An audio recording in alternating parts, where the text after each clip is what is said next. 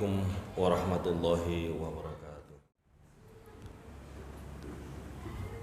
Alhamdulillah alladzi khalaqal mauta wal hayata liyabluwakum ayyukum ahsanu amala.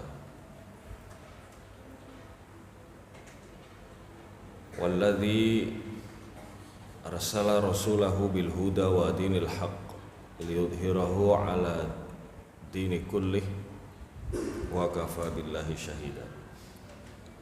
Asyhadu an la ilaha illallah wahdahu la syarikalah wa anna Muhammadan abduhu wa rasuluhu la nabiyya ba'dah.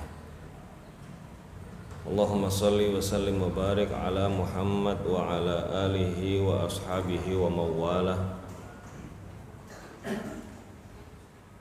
Ma'asyiral muslimin rahimakumullah, usini wa iyyakum bitaqwallah faqad fazal muttaqun. Liqaulihi ta'ala a'udzu billahi minasyaitonir rajim. Ya ayyuhalladzina amanu taqullaha haqqa tuqatih wa la tamutunna illa wa antum muslimun. Walidzalika qala an-nabiyyu sallallahu alaihi wasallam ittaqillaha haitsu ma kunta wa atbi'is sayyi'atal hasanata tamhuha wa khaliqin nasa bi khuluqin hasanin.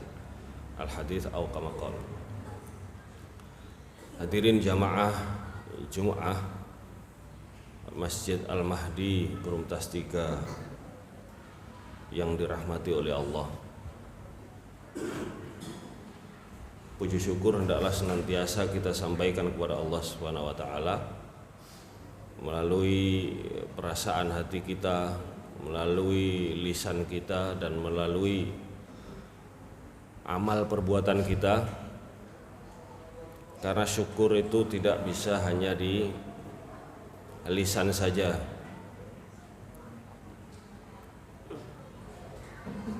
Syukur yang paling utama tentu memanfaatkan apa yang telah Allah limpahkan kepada kita, mendayagunakan apa yang Allah berikan kepada kita, baik itu berupa fisik yang sehat, finansial yang kuat, atau mungkin intelektual kita. Jadi semua harus didayagunakan untuk kepentingan apa? Dakwah ilallah, berdakwah, mengajak manusia kepada jalan Allah. Ma'asyiral muslimin, sidang Jum'ah yang dirahmati oleh Allah. Kedua, sholawat serta salam mudah-mudahan Allah senantiasa limpahkan kepada Nabiullah Rasulullah Muhammad SAW. Beliau, kalau kita berbicara mengenai ihsan dalam segala keadaan, maka beliau adalah manusia yang paling ihsan dalam segala keadaan. Bagaimana Rasulullah mewasiatkan kepada kita, innallaha katabal ihsan ala kulli syai'. Jadi kata Rasulullah, sungguhnya Allah Subhanahu wa taala mewajibkan berbuat baik, ihsan itu terhadap segala sesuatu. Fa idza qataltum fa ahsinul qitlah. Kalau berperang pun, kalau qatlah itu diartikan berperang dengan cara yang paling baik. Kalau qatlah itu diartikan membunuh, baik itu membunuh musuh maupun membunuh orang-orang yang mendapatkan hukuman qisas misalnya, maka bunuh dengan cara yang paling baik. Kalau membunuh itu kategorinya adalah membunuh binatang pun, membunuh hewan, maka bunuh dengan cara yang baik. Begitu pula dengan tumbuhan. Karena ala kulli syai' ini meliputi segala sesuatu. Maka apapun yang kita temui, maka wajib bagi kita untuk berbuat ihsan. Wa idza dzabhtum, kalau kalian menyembelih maka fa ahsinud dzibha, maka sembelihlah dengan cara yang paling baik. Itulah sebabnya kenapa pemerintah, majelis ulama misalnya, itu ada pelatihan tersendiri untuk bagaimana cara menyembelih. Kalau di dinas peternakan itu seringkali disebut dengan kesrawan, jadi kesejahteraan hewan sembelihan. Bagaimana cara menyembelih yang baik itu sesungguhnya oleh Rasulullah sudah dibahas 15 abad yang lalu. Di saat orang memukul binatang buruan atau melemparinya dengan batu, Rasulullah mengajarkan betul. Dalam satu kesempatan Umar melihat seseorang yang sedang mengasah pisaunya di depan hewannya, sembeliannya. Oleh Umar, orang ini dinasihati, apa kamu ingin membunuh hewan ini 2 kali? Jadi hewan itu sudah ditampakkan menyembelih pisaunya, kemudian disembelih di tempat itu juga. Oleh sebab itu kita kan dilarang mengasah pisau di tempat sembelihan. Begitu juga ketika menyembelih hewan lain yang belum disembelih, yang sedang dalam antrian, kita hindarkan untuk melihat hewan yang sedang disembelih. Efeknya apa, Pak? Itu dibahas dalam pelatihan menyembelih hewan kurban oleh Dinas Peternakan, oleh Majelis Ulama Indonesia bekerja sama. Itu kalau tidak salah, seingat saya ketika era pandemi kemarin tahun 2021 di Sidoarjo, itu dibahas betul efeknya bagaimana ketika hewan itu stres, termasuk mampetnya darah ketika disembelih gara-gara pisau sembelihan yang tidak tajam. Pisau sembelih yang tidak tajam atau menyembelih dengan berkali-kali gesekan itu akan menyebabkan pembekuan darah di sekitar sini. Itu Rasulullah tidak pernah sekolah, Pak. Jamaah yang dirahmati oleh Allah, maka ihsan itu tidak heran kemudian menjadi puncak beragama setiap muslim. Maka dalam hadis Jibril yang terkenal itu, akhbirni anil Islam, akhbirni anil iman. Yang terakhir, akhbirni anil ihsan. Anta'budallaha ka'annaka tarahu fa illam takun tarahu fa innahu yara. Ihsan itu bagaimana? Engkau dilihat Allah, merasa dilihat Allah, atau engkau merasa sedang berhadapan dengan Allah, atau tidak, itu sesungguhnya Allah melihatmu. Artinya perasaan senantiasa diawasi oleh Allah itu berarti perasaan baik ketika bersama banyak orang maupun ketika sendiri. Itu puncak keberagamaan seseorang, itu ihsan. Lah ihsan itu seringkali digambarkan oleh Rasulullah sebagai husnul khuluq, akhlak yang baik. Bagaimana berakhlak terhadap sama manusia, bagaimana berakhlak terhadap hewan, bagaimana berakhlak terhadap lingkungan. Sulit kita mengatakan orang itu ihsan ketika kita melihat orang misalnya minum es, kita kemudian sambil naik motor dibuang bungkusnya di jalan, dibuang sembarangan. Sulit kita mengatakan yang seperti itu ihsan. Kenapa? Karena di sini sudah menolak. Karena secara akal sehat kita sudah menolak itu.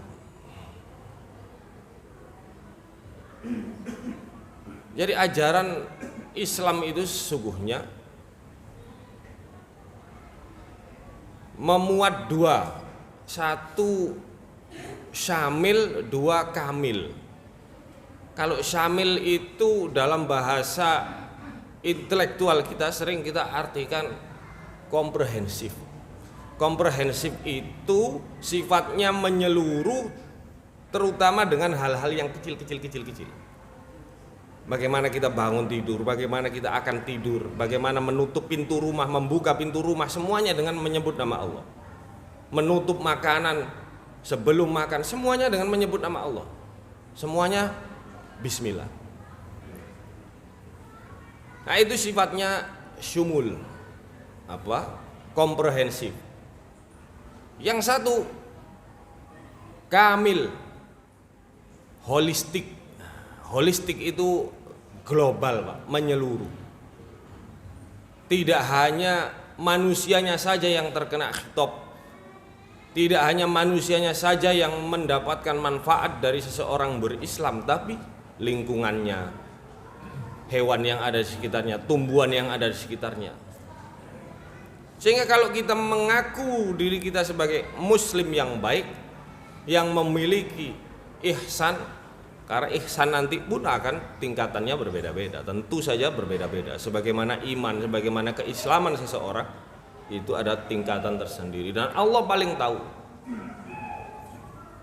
Makanya kata Allah dalam surat Al-Mulk ayat yang kedua, "Walladzi khalaqal mauta wal hayata liyabluwakum ayyukum ahsanu amala."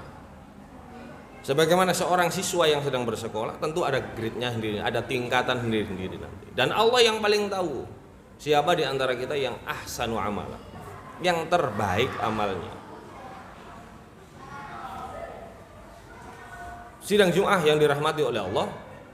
Nah, kembali lagi dalam model beragama kita. Yang kita ikuti hari ini, baik itu berMuhammadiyah, ber-NU misalnya, apalagi banyak golongan, banyak organisasi masyarakat. Itu adalah sikap atau sudut pandang kita terhadap agama. Maka ketika ada perbedaan, sampaikan dengan cara yang baik. Sampaikan dengan cara yang baik.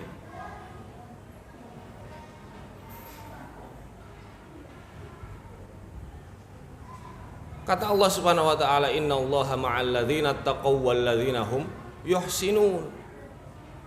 Sesungguhnya Allah itu bersama orang-orang yang takut, yang patuh, dan orang-orang yang berbuat baik. Maka kalau kita mendengarkan itu orang, kita mungkin tahu ya, ada seorang politisi namanya Pak Bambang Pacul itu ya. Ya tahu tentu. Apa kata beliau? Jangan lawan orang baik, Pak. Bahaya. Itu sungguhnya sadar atau tidak sadar mengkonfirmasi bahwasanya ajaran ihsan yang dibawa oleh Rasulullah SAW benar ada. Jangan lawan orang baik. Kenapa? Karena Allah bersama orang-orang yang baik.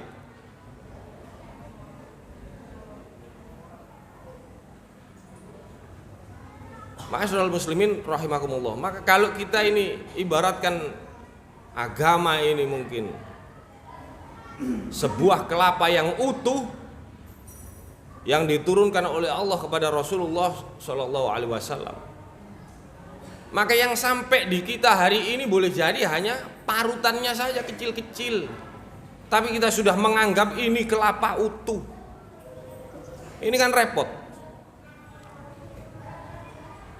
Yang diterima kita ini mungkin serabutnya, tapi kita mengatakan ini kelapa utuh. Yang diterima kita ini mungkin batoknya, tapi kita mengatakan inilah kelapa, sesuai dengan zaman Rasulullah.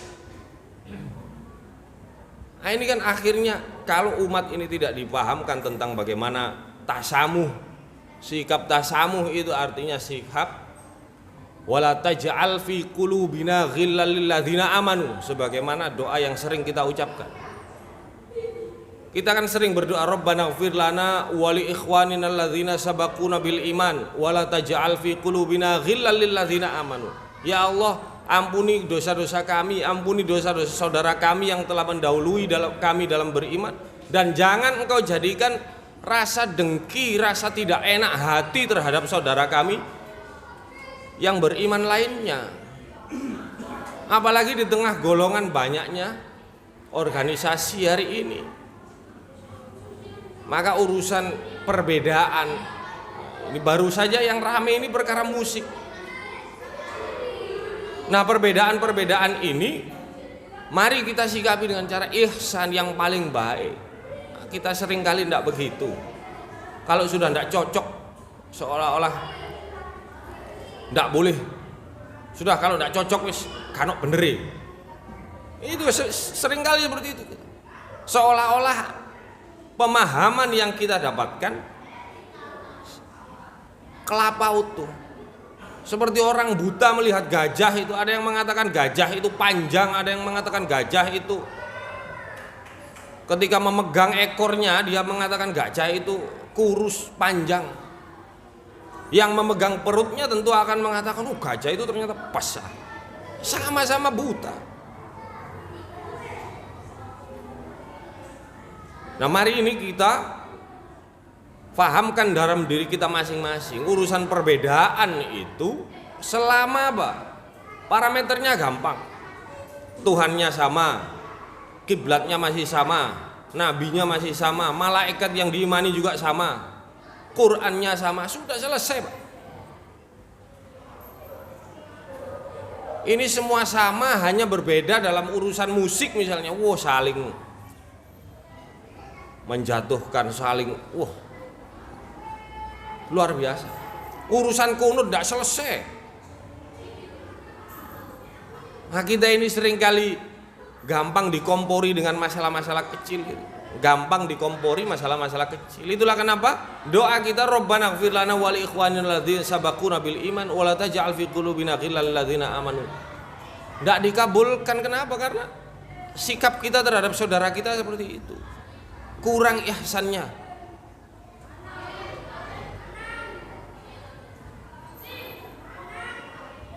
Hadirin yang dirahmati oleh Allah, maka betul sekali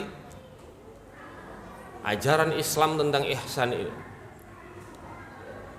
Berbuat baik itu spektrumnya, cakupannya, jangkauannya itu sangat luas, Pak. Boleh jadi ada orang yang bisa ihsan dalam satu hal, tapi mungkin di tempat lain dia kurang ihsannya. Nah, itulah manusia.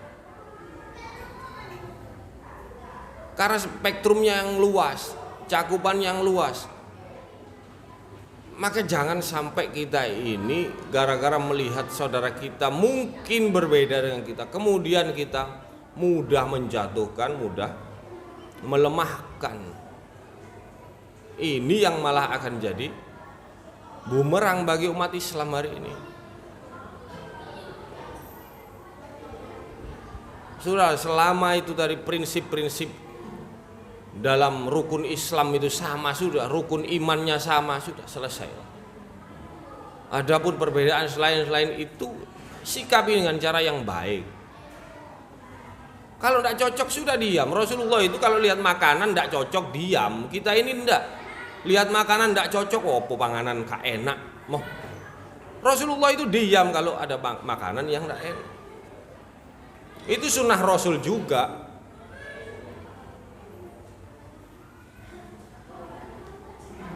Ya, kita ini sering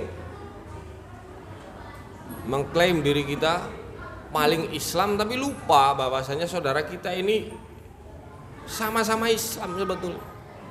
Wong rukun Islamnya selesai, sama. Coba tanya rukun imannya, sama.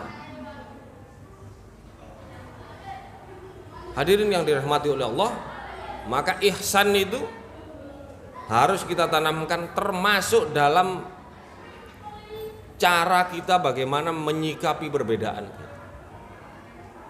Bayangkan Rasulullah Shallallahu Alaihi Wasallam sudah memberikan gambaran tentang menyembelih pun itu kita diwajibkan ihsan.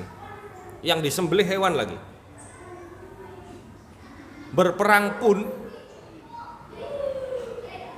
idza qatala ahadukum fajtanibul wajha, kata Rasulullah. Itu ada di Kitabul Adab, Bulughul Maram, bab yang terakhir, bab masalah adab. Apabila kalian berperang, hindarilah memukul wajah. Itu Rasulullah SAW. Luar biasa. Apalagi dengan saudara kita yang kita tidak sedang berperang, kita tidak sedang ribut masalah akidah, tidak. Hanya perbedaan urusan kecil-kecil. Mari kita saling memaafkan, saling bertasamu itu penting. Saling legowo, saling tenggang rasa itu penting dalam beragama. Kenapa? Faktanya seperti tadi. Agama ini sebetulnya lengkap, iya lengkap. Wongkul. Kalau kita mengibaratkan itu sebagai buah kelapa, wongkul. Tapi jauh setelah itu harus kita sadari bahwasannya pemahaman kita ini sepotong. Itu kalau kita membaca ceritanya bagaimana Utsman bin Affan, mulai zamannya Utsman bin Affan, Khulafaur Rasyidin itu yang tidak dibunuh, wafatnya tidak karena dibunuh, itu hanya Abu Bakar. Yang lain Umar dibunuh, Utsman dibunuh, Ali dibunuh. Kenapa? Karena yang membunuh siapa? Sama-sama orang Islamnya itu. Kalau kita mau baca sejarah, bahkan perang Jamal itu siapa yang berperang? Aisyah istrinya Rasulullah. Lawan siapa? Ali bin Abi Thalib. Bayangkan. Sampai di situ sahabat penghafal Al-Qur'an siapa yang wafat? Zubair bin Awam.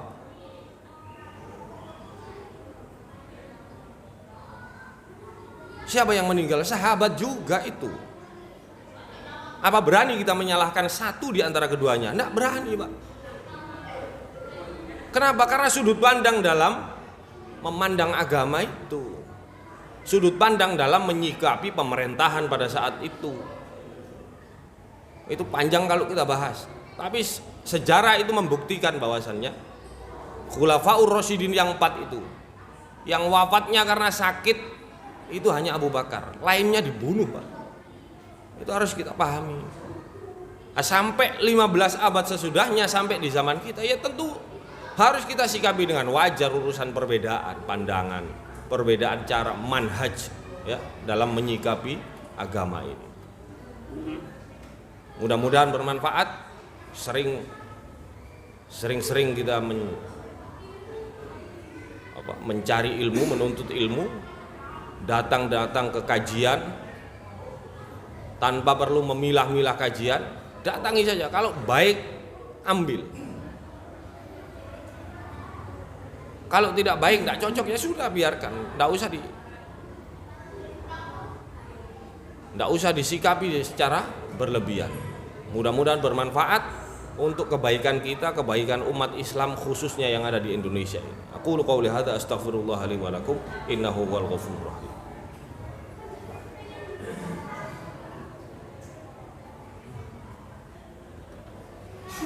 Alhamdulillahilladzi hadana li hadza wa ma kunna linahtadiya laula an hadanallah. Asyhadu an la ilaha illallah wahdahu la syarikalah wa anna Muhammadan abduhu wa rasuluhu la nabiyya ba'da.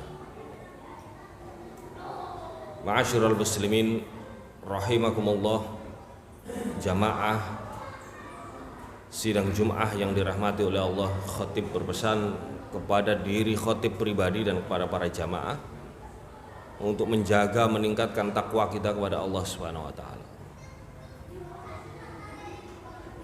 Karena kalau kita melihat ujian yang diberikan Allah, fitnah yang diberikan Allah kepada umat di zaman akhir dengan umat di zamannya Rasulullah tentu berbeda. Fitnahnya sudah semakin banyak. Maka ketika kita menambah kadar takwa kita, boleh jadi nanti hasilnya pun masih lebih jelek daripada umat-umat sebelum kita, kaum orang-orang sebelum kita. Ma'asyiral muslimin rahimakumullah, terpenting dalam puncak beragama seseorang itu adalah husnul khuluq, kata Rasulullah. Perangai, akhlak, perilaku yang baik. Dan perilaku yang baik itu oleh Ustadz Adi Hidayat pernah disampaikan oleh beliau bahwasannya akhlak itu tidak bisa dibentuk dari pembiasaan semata. Kalau dari pembiasaan semata, orang di sekolah, anak dibiasakan membuang sampah anak dibiasakan datang jam 7 pagi atau setengah 7, itu semua adalah adab. Akhlak itu melebihi adab. Akhlak itu sifatnya spontanitas dalam menghadapi sesuatu, dan itu bisa kita dapatkan melalui apa? Melalui riyadhah. Riyadhahnya lewat apa? Lewat ibadah. Lewat ibadah kita mahdhah, sholat kita, puasa kita, sedekah kita, itu akan melahirkan akhlak yang baik. Sehingga ketika kita kesandung, itu yang terucap itu adalah kalimat thayyibah, kata istirja, kalimat istirja. Sering kita melihat orang mungkin kesandung atau kaget, kemudian yang keluar latah. Kenapa? Karena ibadahnya mungkin kurang baik. Jadi pembiasaan dari hal-hal yang kecil itu tampak akan menampakkan bahwa sesungguhnya orang ini ibadahnya insya Allah baik. Jadi apa yang keluar dari seorang muslim oleh Rasulullah bahkan diibaratkan sebagaimana mathalul mu'min kamathalin nakhlah. Seorang mukmin itu seperti lebah yang dimakan baik, yang dikeluarkan baik, kalau hinggap di dahan juga tidak merusak ranting atau dahannya. Kalau menghukum itu tujuannya baik, dan itu sudah terbukti secara sains, Pak. Secara iptek sudah terbukti bahwa sengatan lebah itu ada efek positif, ada obatnya itu. Mudah-mudahan bermanfaat bagi kita semua. Mari kita tutup khutbah yang kedua ini dengan bermunajat kepada Allah Subhanahu wa taala. Mudah-mudahan Allah di sisa-sisa umur kita ini Allah senantiasa membimbing kita dan mewafatkan kita, memperbaiki hidup kita, mewafatkan kita dalam keadaan husnul khotimah. A'udzubillahi minasyaitonirrajim. Bismillahirrahmanirrahim. Hamdan na'imin, hamdan syakirin, hamdan yuafi ni'amahu wa yukafi'u mazida. Ya Rabbana lakal hamdu kama yanbaghi li jalali wajhikal karim wa 'azimi sultani. La ilaha illallah wahdahu la syarika lah. Lahul mulku wa lahul hamdu wa huwa ala kulli syai'in qadir. Allahumma salli wa sallim wa barik ala Muhammad wa ala ali Muhammad walhamdulillahi rabbil alamin. Allahumma ighfir lil muslimina wal muslimat wal mu'minina wal mu'minat al ahya'i minhum wal amwat innaka sami'un qaribun mujibud da'wat ya qadiyal hajat. Rabbana zalamna anfusana wa illam taghfir lana wa tarhamna lanakunanna minal khasirin.